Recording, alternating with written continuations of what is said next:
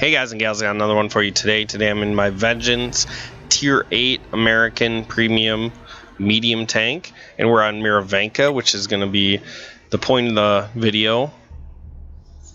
Murovanka 101, and I know I've put out videos before talking about the magical forest on the 890 line like PC has, but we have 360 reasons why it doesn't work that way on this map. To me, you gotta take the 1, 2, 3 line. If you can get in this ditch with support, it's so strong because you can get vision and shots out over the top of the ridge, both directions here. Once these guys are spotted, they'll back up, and then you'll be able to farm their heavy tanks that are right here. The guys in the blue area might pull up and get a shot into you, but you can get their heavies dead and then work on them. All while you're doing that, you put one guy on G3 with binos, and he can spot the enemy team on the 890 in these generally 3 locations. My favorite's A7 because those people really didn't do anything all game. They just waited for their tanks to die in the north, and for us to proceed down the AB line to get shots. Alright, so I didn't have support, and they already had tanks in the middle, so I realized I could not go in there.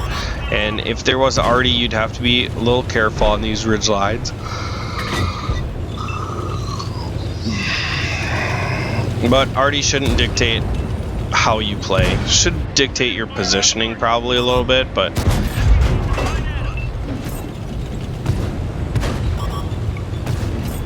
alright, so how does our team spread out? We actually have a nice even push. We did send quite a bit of tanks down the 890 line, and you're gonna see that they sent more and they just didn't push it out. So as we work on this, I really just want to get my heavy tanks pushing. Like, it drives me crazy when the heavy tanks just sit on the corner over here. And I really feel like whoever pushes the hardest, as long as it's together, usually wins. But I'll also say that the north is disadvantaged because it has a ridge line that's farther away from the choke. So it has, like, the C line, pop over the ridge, take care of that style 1. On the C line is kind of where the sniper cover is. And then essentially you can see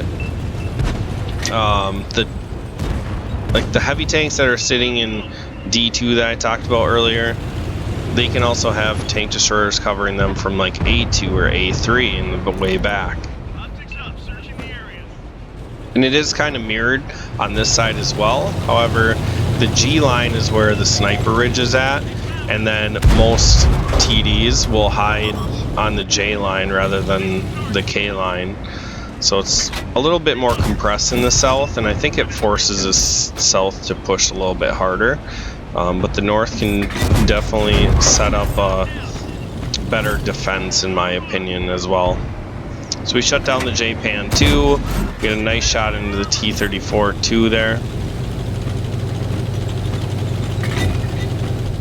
It's 5-2. You can see how many tanks they sent down the 890, and I don't know what's taking them so long to kill our tanks.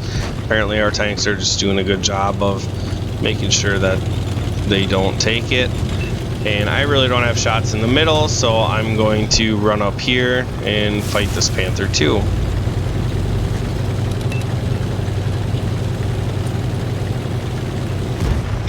And now it just looks like a beatdown, and sure, it should be.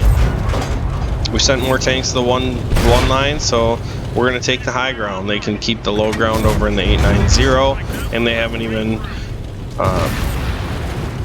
taken that from us yet. So look over here, they got Scorp G sitting in the back. He's doing a lot for their team. Missed my shot on him though while I'm on the move. That shell, I think, dips. He is behind like a little hill over there, so if my shell dipped, it probably hit that hill.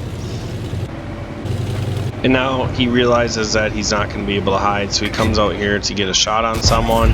And I maybe should have got a tracking shot there. But now once you win the 1, 2, 3 line, the biggest mistake I see are people driving out into the open. And if you just put your tanks on C4 and G4 or G3, and get your binos up or just have good spotters, they will struggle to come out of the low ground. And generally you'll have the tank advantage, so they will be forced to either sit in the low ground and lose, or push up into the middle ground where the high ground is looking down into them, and you just chew them up a little bit at a time. Another thing you don't want to do, once you take the 1, 2, 3 line, a lot of the times people will push back to the like EF3 area that I talked about right away in that little ditch, and that is a horrendous position, because if the 890 gets back to the positions that I highlighted, the C4 and G3 area, if they get back to either of those hills, you just set up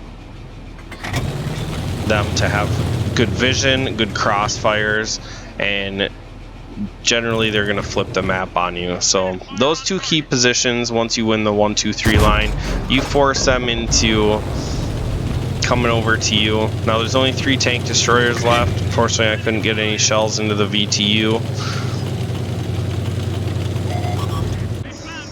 but we're up to 2500 damage, 1200 assisted.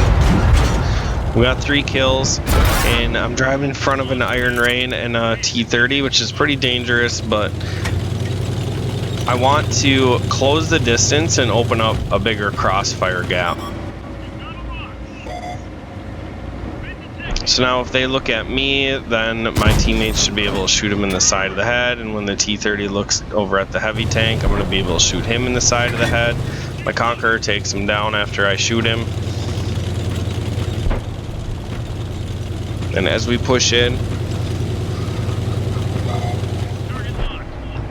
the Iron Rain is going to fall, and we just got the Tier 8 Wizard GFT. I tried to go for a tracking shot there. Unfortunately, I miss.